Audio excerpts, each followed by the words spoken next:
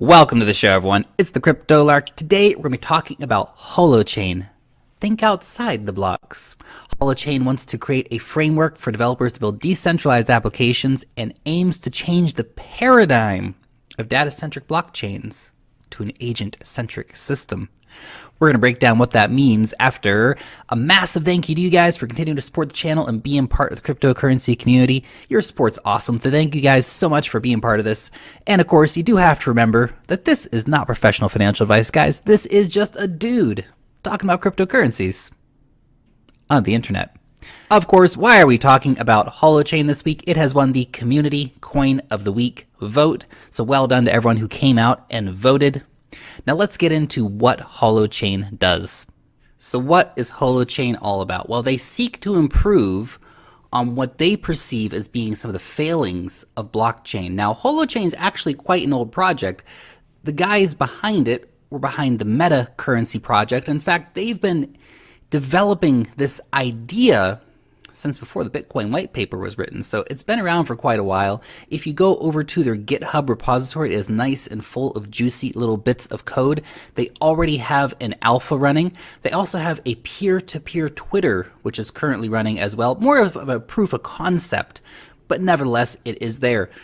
HoloChain is not a blockchain, and HoloFuel will not be a token or a cryptocurrency, or at least as they imagine it to be. It's going to work in a different way. HoloFuel, for example, will not be created from nothing like many cryptocurrencies are. There will always be an offsetting debit for any credit made on the system. So it's really a system of mutual accounting credit, designed to function, of course, as a medium of exchange across the ecosystem. Let's have a dive into it a little bit more and kind of get the idea behind it. They wanted to mix and match some of the best bits from the technology space. So we have distributed ledger technology, but at the same time, we also have bits stolen from BitTorrents, for example, so distributed hash tables. So the tech itself is not new per se, but the combination of all these different bits of tech is actually what makes it new and exciting.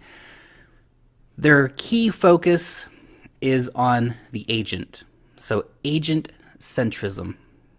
Now, you as an agent, you will have all of your actions stored in a hash chain. So you will control your data and you will control your identity. You will sign everything with your private key. They're going to be working with DHT, or a distributed hash table. We'll also have a form of sharding in here as well.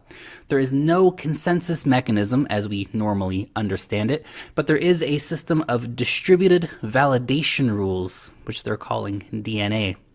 They'll also be utilizing the gossip protocol.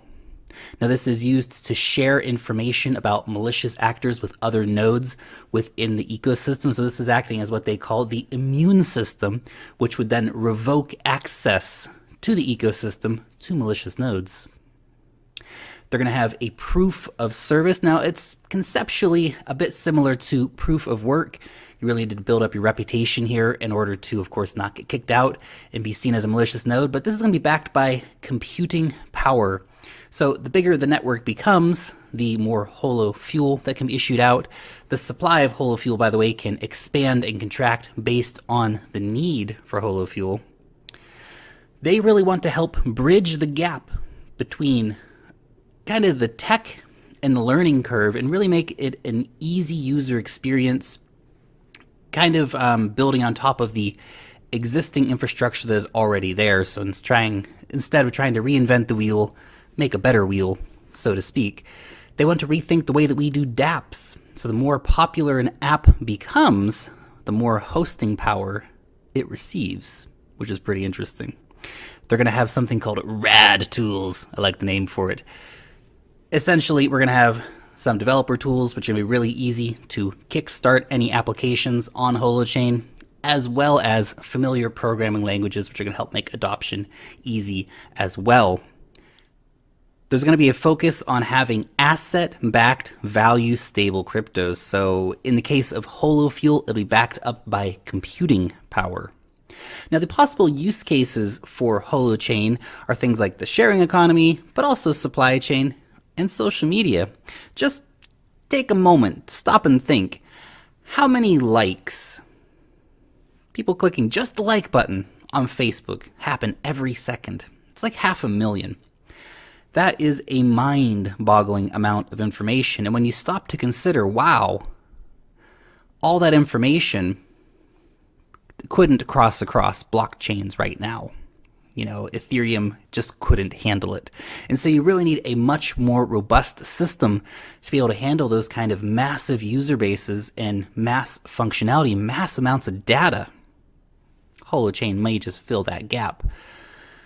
Now, it's a very exciting project, but of course you have to remember, this is not a blockchain, guys. They really like to point that out. But you can actually build your own blockchain on top of HoloChain, which is pretty interesting. And while it is not a blockchain, it does seek to address some of the problems of blockchain technology, or their perceived problems of blockchain technology, it doesn't go all the way towards solving all of blockchain's woes. Of course, you will still be susceptible to things like user error by using HoloChain. And of course, they haven't had a chance yet to think about future-proofing HoloChain against quantum computing. Something to keep in mind. There is a separate hardware element which is being sold on Indiegogo. That may be a problem. Now, they will also try to make it so easy you can run a node off of your phone, but there will also be these hardware elements. So that's an extra thing for people to buy to help run the network.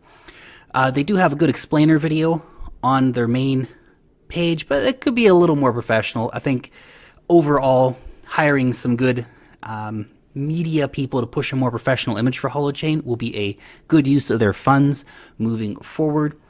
The concept, while very interesting, does need to be proven in terms of security. And if we had, for example, an early critical bug, this could be quite detrimental for attracting a long-term user base. So that's something to keep in mind.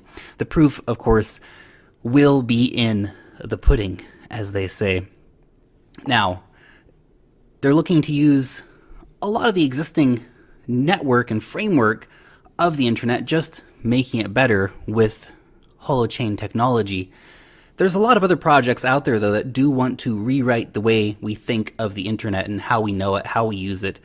They all have their own innovative ways of doing it, and according to what HoloChain is bringing forward, a lot of those other blockchains or applications could actually run on top of HoloChain. So that's interesting. Of course, will people use it? Will companies want it? Will developers want it? That's a question to ask yourself as well when blockchain technology is getting so much hype to come out and say, hey, we're definitely not blockchain, but here's our solution. Some people will hop onto that. Maybe others won't. We do have to see if that'll happen, of course. Liquidity may prove to be an issue when it moves from its ERC20 placeholder token, which is what you would currently buy if you were to go over to an exchange and buy some. We'll talk about the price action momentarily here. But let's see how that actually gets implemented, because think about, for example, IOTA and the problem that a lot of exchanges have had trying to implement wallets for that. HoloChain may experience a similar kind of situation. And even though there's a lot of hype around HoloChain right now, and I think it's a very interesting project with some really great minds developing some really cool tech and applications of course, existing technology to make the internet a better place, we still have quite low liquidity. And of course, what will be the market response post switchover? Because they are offering a new model. They want to shift paradigms to an extent, and blockchain for a lot of people is already a learning curve and a paradigm shift. Will this catch on? Perhaps something to think about. Now, if you want to grab some, currently the market cap's only $150 million. Only, of course, trading for 1/10 of a cent, but there is a massive circulating supply of 133 billion. So that's quite large. But of course, if HoloChain takes off, you could really see some growth happening here. Again, as mentioned, liquidity is rather low. Currently, you can pick it up on IDEX or Hotbit or FatBTC or Radar Relay, which has very, very low liquidity. IDEX, though, would be your best place if you want to get over there and grab some. I know some of you guys are a bit like, IDEX, not quite sure how it works. It's pretty easy. I'm going to be making an explainer video on it for you guys here in the near future, but don't be afraid to get over there and play around with IDEX a little bit. It's not so scary. But anyway, guys, those are just the thoughts of a guy talking about cryptocurrencies on the internet. You'll let me know what you think about HoloChain in the comment section down below. Long live the blockchain, or the HoloChain, we should say. And peace out till next time.